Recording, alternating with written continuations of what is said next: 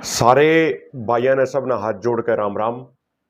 साथियों, आज एक बहुत ही महत्वपूर्ण, बहुत ही गंभीर और बहुत ही भावनात्मक विषय पे आपके साथ बात कर रहे हैं।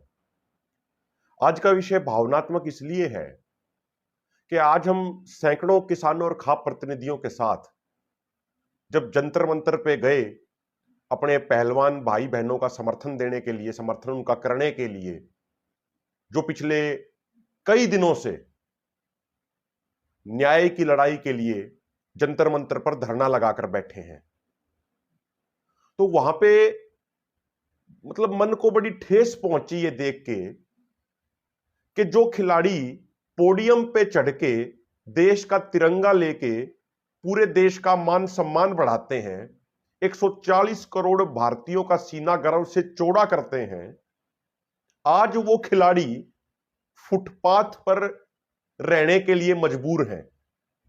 जिस समय उन खिलाड़ियों को मैट पे प्रैक्टिस करनी चाहिए, आज वो खिलाड़ी मजबूर हैं अपने न्याय और हक की लड़ाई के लिए जंतर मंतर पर धरना लगाकर बैठने के लिए।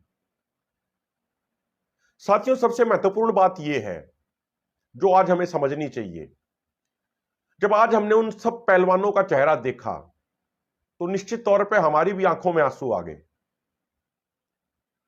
वो भी किसान मजदूर समाज के बेटे बेटियां हैं, और मैं आपसे निवेदन करूंगा इस वीडियो को अंत तक जरूर सुनिएगा, और वीडियो को सुनने के बाद यदि आपको लगे कि बात ठीक है तो फिर आपको आगे बढ़ के निश्चित तौर पे जंतर मंतर जाना चाहिए, उन पहलवानों का समर्थन देने के लिए, उन पहलवानों का समर्थन करने के लिए। तो आप सबसे मेरी विनती ये जरूर है कि आप इस वीडियो को अंत तक जरूर सुनिएगा। साथियों, सबसे पहली बात, उन पहलवानों की मांग क्या है? पहलवानों की बस इतनी सी मांग है जिस मांग को लेके वो पहले भी धरने पे बैठे थे। वो मांग ये है कि 6 महिला पहलवानों ने लिखित में शिकायत दी पुलिस को कि जो कुश्ती फेडरेशन का अध्यक्ष है, जो बीजेपी का सांसद भी है, बृजभूषण शरण सिंह, उस बीजेपी सांसद ने, उस कुश्ती फेडरेशन के अध्यक्ष ने 6 महिला खिलाड़ियों का, 6 महिला पहलवानों का यौन शोषण किया। उस व्यक्ति के खिलाफ, उस बृजभूषण सिंह के खिलाफ एफआईआर दर्ज करके उसकी जांच की जाए, उसको कुश्ती फेडरेशन के पद से हटाया जाए, उसको जेल भेजा जाए। इतनी सी मांग ये पहलवान कर रहे हैं। अब यहां पे समझना यह बड़ा जरूरी है आपके लिए।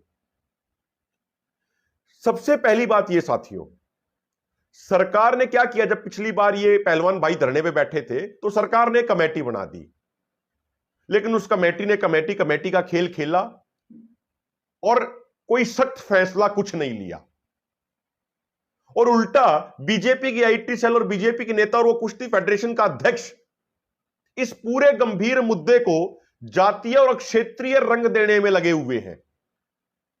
वो ये इस पूरे मामले को, जो एक हक और न्याय की लड़ाई है, मुद्दे में बात करने की बजाय इसे एक जातीय और क्षेत्र का रंग देने का वो प्रयास कर रहे हैं। टारगेट ये कर रहे हैं कि भाई ये जाट जाति के पहलवान बैठे हैं, टारगेट ये कर रहे हैं कि ये हरियाणा के पहलवान बैठे हैं।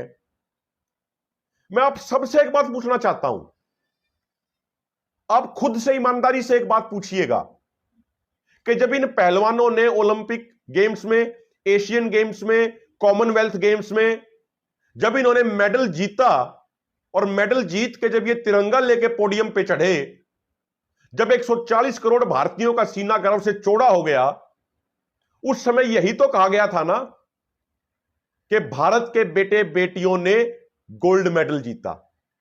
उस समय किसी ने यह तो नहीं कहा कि फलाना गांव के पहलवानों ने मेडल जीत लिया, फलाने परिवार के बेटे बेटियों ने मेडल जीत लिया, या फलाने राज्य के बेटे बेटियों ने मेडल जीत लिया, या फलाने जिले के पहलवानों ने मेडल जीत लिया, या फलानी जाति या फलानी धर्म के पहलवानों ने मेडल जीत लिया।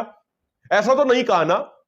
यही तो कहा था ना कि भारत के बेटे बेटियों ने मेडल जीत लिया और पूरे देश का मान सम्मान बढ़ा दिया, तिरंगे को और ऊंचा कर दिया, यह कहा था।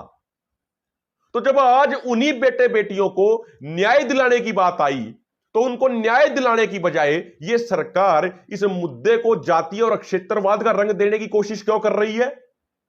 जब यही खिलाड़ी मेडल जीत के आए तो प्रधानमंत्री इनके साथ चाय का कप पीते हैं और इनकी तारीफ करते हैं। आज वो देश के प्रधानमंत्री चुप क्यों हैं? पहले भी ये कई दिनों तक ये पहलवानों ने धरना दिया जंतर मंतर पे, उस समय सरकार ने इनको बहका दिया। आज ये फिर धरना दे रहे हैं और इनकी मांग सुनने की बजाय, इनकी मांग पूरी करने की बजाय, इनको न्याय देने की बजाय प्रधानमंत्री जी मौनी बाबा बन के बैठे हैं, चुप हैं, कुछ भी नहीं बोल रहे हैं। तो साथियों, सबसे पहली बात मैं पूरे देशवासियों से मैं ये विनती करना चाहता हूं कि ये कोई एक धर्म या जाति विशेष या कोई एक क्षेत्र या कोई एक राज्य का मसला नहीं है। ये महिलाओं के मान सम्मान की लड़ाई है। ये महिलाओं के हक और अधिकारों की लड़ाई है। ये भारत के खेल को आगे लेके जाने की लड़ाई है। सबसे एक और महत्वपूर्ण बात, हमारे हरियाणा में एक देसी कहावत है कि एक पहलवान को तैयार करने के लिए पूरे घर की सभी कोण हिलानी पड़ती हैं। यानी घर के कोने जब सारे हिलाए जाते हैं, इतनी मेहनत जब की जाती है, तब जाके एक पहलवान तैयार होता है। और आज जिन लोगों को ये जाति विशेष का बता के टारगेट कर रहे हैं, क्षेत्र विशेष का बता के टारगेट कर रहे हैं बीजेपी के लोग, इन बीजेपी के लोगों को हम ये बताना चाहते हैं, ये उसी क्षेत्र के लोग हैं, ये उसी कौम के लोग हैं जिन्होंने आजादी के आंदोलन में 90% कुर्बानी दी थी। अब देश का इतिहास उठा के देख लो, अंग्रेजों ने जितने लोगों को फांसी तोड़ा आजादी की लड़ाई के दौरान, आजादी के आंदोलन के दौरान, तो उसमें से 90% इसी किसान कौम, इसी संयुक्त पंजाब के योद्धा और वीरांगनाएं थी। तो आजादी के आंदोलन में भी 90% हमारी किसान कौम की कुर्बानी है। और आज उस कौम को, आज उस समाज को टारगेट किया जा रहा है सिर्फ एक एमपी को बचाने के लिए, एक गुंडे सांसद को बचाने के लिए। उस ब्रजभूषण सिंह की, इस ब्रजभूषण शरण की आपने बहुत सारी वीडियो देखी होंगी, जिसमें वो स्टेज के ऊपर जूनियर पहलवानों के साथ हाथापाई कर रहा है, उनको थप्पड़ मार रहा है। एक गुंडे प्रवृत्ति का व्यक्ति वो कुश्ती फेडरेशन का अध्यक्ष बना दिया जाता है और वो मनमानी करता है, गुंडागर्दी करता है, महिलाओं के साथ यौन शोषण करता है। और जब महिला पहलवान उस पर कार्रवाई के लिए आवाज उठाती हैं, तो उनकी आवाज को दबाने के लिए बहुत हथकंडे अपनाए जाते हैं। आज कहां चली गई वो एंकराइन, मैं उनको एंकर नहीं कहूंगा, एंकराइन कहूंगा, जो रोजाना गोदी मीडिया पे आके पूरी तेज तेज आवाज में चिल्लाती हैं? कहां चले गए वो? क्या उनके अंदर महिलाओं के अधिकार के लिए कोई एक थोड़ी सी भी उनके अंदर एक सवाल नहीं उठा कि महिलाओं के अधिकार का ये मामला है, महिलाओं के हक का ये मामला है, महिलाओं के मान सम्मान का मामला है, तो उनको प्राइम टाइम पे एक डिबेट करानी चाहिए। वैसे तो वे एंकराइन गोदी मीडिया में प्राइम टाइम डिबेट में खूब चिल्लाती रहती हैं। आज क्या उनका गला सूख गया है या उनके मुंह में दही जम गई कि इन पहलवानों के लिए वो आवाज नहीं उठा रही हैं? यह बहुत महत्वपूर्ण मसला है साथियों। और एक और बात, 2015 में हरियाणा से ही, पानीपत से ही प्रधानमंत्री जी ने एक मुहिम शुरू करी थी, बेटी बचाओ बेटी पढ़ाओ। उस समय नारा दिया था कि बेटियों को बचाना है, बेटियों को पढ़ाना है। तो माननीय प्रधानमंत्री मोदी जी, माननीय गृह मंत्री अमित शाह जी, हमें तो लगता है कि आज देश की बेटियों को यदि बचाने की जरूरत है तो सबसे पहले उनको ब्रजभूषण शरण जैसे भ्रष्ट और गंदी सोच के राजनेताओं से बचाने की जरूरत है। देश की नामी गिरामी महिलाएं, पहलवान, जब उनको न्याय नहीं मिल पा रहा, जब उनके साथ सेक्सुअल हरेसमेंट हो जा रही है, उनका यौन शोषण हो जा रहा है और सरकार कोई कार्रवाई नहीं कर रही, तो एक आम बेटी, आम किसान मजदूर की बेटी कैसे सुरक्षित महसूस करेगी? और मैं आपको बता दूं कि यदि आज इस मामले में इन महिला पहलवानों के साथ न्याय नहीं किया गया तो आगे कोई भी मां बाप अपनी बेटी को कुश्ती के अखाड़े में भेजने से पहले 100 बार सोचने को मजबूर होगा। वो ये सोचने को मजबूर होगा कि कहीं वहां पे ब्रजभूषण शरण जैसा कोई गुंडा और गलत सोच का आदमी तो नहीं बैठा, कभी ऐसा गुंडा उनकी बेटी की इज्जत के साथ खिलवाड़ तो नहीं कर देगा। यह सोचने के लिए हर माता पिता मजबूर होगा। और एक और महत्वपूर्ण बात साथियों, जब हम कोई भी आंदोलन करते हैं, कोई किसान आंदोलन हो या कोई भी आंदोलन हो, तो हमारे आंदोलन की शुरुआत करने से पहले ही सरकार की तरफ से, पुलिस की तरफ से पर्चा तैयार रहता है हमारे ऊपर केस करने का, हमारे ऊपर एफआईआर दर्ज करने की तैयारी पहले रहती है उनकी। हमारा आंदोलन बाद में शुरू होता है। हम शांतिपूर्ण आंदोलन करें, हम धरना दें, हम टोल फ्री कराएं, हम कुछ भी कराएं, तो हमारा आंदोलन बाद में शुरू होगा, पहले हमारे ऊपर एफआईआर तैयार हो जाती है, हमारे ऊपर मुकदमे बना दिए जाते हैं। आज भी कई मुकदमों की तारीख हम भुगतते हैं, जो किसान आंदोलन से पहले के मुकदमे किसान आंदोलन से ही जुड़े हुए, और उसके बाद भी। तो मेरा कहने का मतलब यह है कि हमारे ऊपर तो मुकदमे तैयार करने के लिए सरकार बिल्कुल तैयार रहती है, तत्पर रहती है। यहां पे 6 महिला पहलवान लिखित में पुलिस को शिकायत दे रही है कि आप एफआईआर दर्ज कीजिए, तो ब्रजभूषण शरण के खिलाफ एफआईआर दर्ज क्यों नहीं की जा रही? यह सबसे बड़ा सवाल है। और एक और महत्वपूर्ण बात भाइयों, कई भाई ये कह रहे हैं सोशल मीडिया पे, मैं देख रहा था बहुत सारे सवाल उठा रहे थे, बहुत सारे साथी ये कह रहे थे कि पहली बार जब इन पहलवानों ने धरना दिया तो उस समय ये क्यों उठ गए, उस समय ये क्यों इन्होंने धरना समाप्त कर दिया, उस समय क्यों इन्होंने अन्य लोगों को मंच पे अपनी बातें नहीं रखने दी। ये सवाल कुछ साथी उठा रहे हैं, और इन सवालों को उठा के वो एक तरीके से इन पहलवानों का विरोध कर रहे हैं।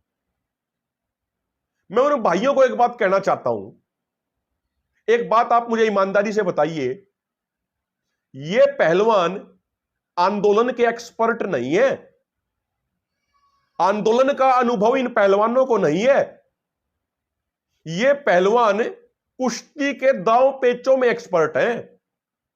आंदोलन का अनुभव आप और हमारे जैसे लोगों को है। यदि ये आंदोलन के इतने एक्सपर्ट होते तो फिर कोई गलती ही ना करते। पहलवान तो वैसे भी भोला भाला होता है, हमारे हरियाणा का किसान, हमारे हरियाणा का व्यक्ति तो वैसे भी भोला भाला होता है, और इन पहलवानों को किसी तरह के आंदोलन का अनुभव ना तो पहले था ना आज है, लेकिन पहले के मुकाबले आज ये ज्यादा समझदार है आंदोलन के मामले में।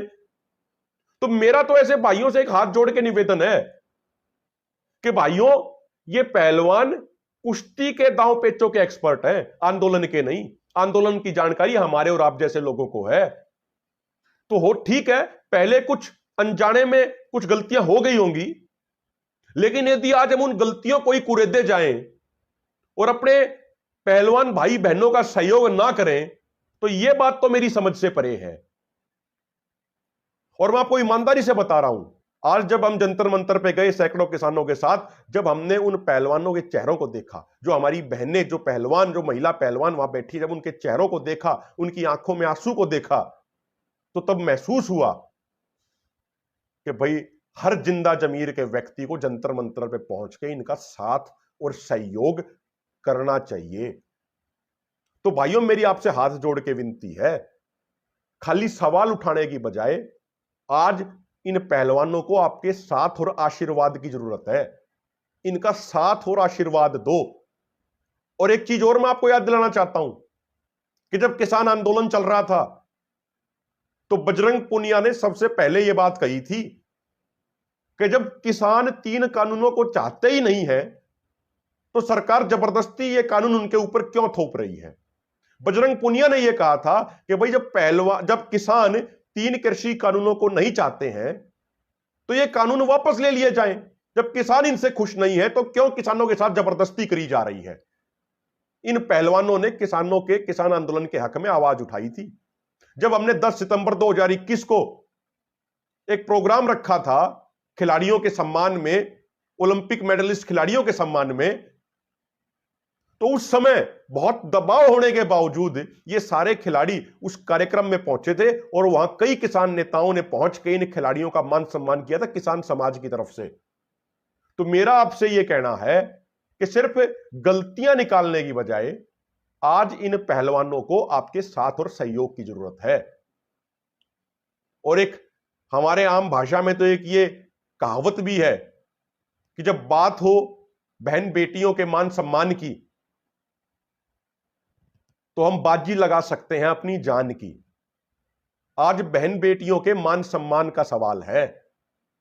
यदि आज हम इनके साथ खड़े नहीं हुए तो कल को फिर बहुत देर हो जाएगी।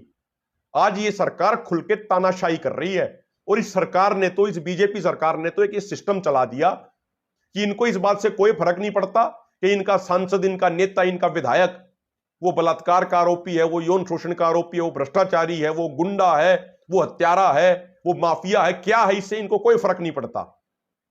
और सिर्फ इस पार्टी को नहीं, मैं तमाम पार्टियों की बात करता हूं। खासकर बीजेपी को तो इस बात से फर्क पड़ता है, बस उस नेता को सीटें जीतनी चाहिए, वहां बीजेपी की सरकार बननी चाहिए, उसके अलावा इनको और किसी बात से कोई फर्क नहीं पड़ता। लखीमपुर में हमारे किसान भाइयों को इन्होंने शहीद किया बीजेपी के नेताओं ने, लेकिन उसके बावजूद उस बीजेपी नेता को गृह राज्य मंत्री के पद से हटाया नहीं गया। कर्नाटक में चुनाव होने वाले हैं, वहां पे एक नेता बीजेपी का ईश्वरप्पा, जिसके ऊपर 40% कमीशन लेने का आरोप है, उसे प्रधानमंत्री डायरेक्ट बात करते हैं भ्रष्टाचार के आरोपी से। तो इनको तो एक बात से मतलब है, बस चुनाव जीतना है और कुछ नहीं है, उसके लिए कोई भी हथकंडा अपनाना पड़े ये अपनाते हैं। तो मेरे भाइयों, आपसे हाथ जोड़ के निवेदन कर रहा हूं कि यदि संकट के समय में कोई साथ ना दे तो फिर वो व्यक्ति भी किसी काम का नहीं होता। संकट के समय में साथ देना हमारी जिम्मेदारी है। संकट के समय में जब अपनों का कंधों से कंधा मिला के हम साथ देंगे तो बात आगे बढ़ेगी, अन्यथा बात आगे बढ़ नहीं पाएगी। तो भाइयों, सवाल जवाब करने की बजाय आप सबसे मेरी हाथ जोड़ के विनती है, जंतर मंतर पहुंचो, इन खिलाड़ियों का साथ दो। आज इन खिलाड़ियों को आपके साथ व आशीर्वाद की जरूरत है। उन खिलाड़ियों को आपका साथ व आशीर्वाद चाहिए जिन खिलाड़ियों ने बहुत मेहनत करके ओलंपिक जैसे खेलों में गोल्ड मेडल जीते और आपका मान सम्मान बढ़ाया। तो मेरी तो यही विनती है भाइयों, आप इनका साथ दो, सहयोग दो और अधिक से अधिक संख्या में जंतर मंतर पे पहुंचो। आज इनको आपके साथ व सहयोग की बहुत जरूरत है। बहुत बहुत धन्यवाद।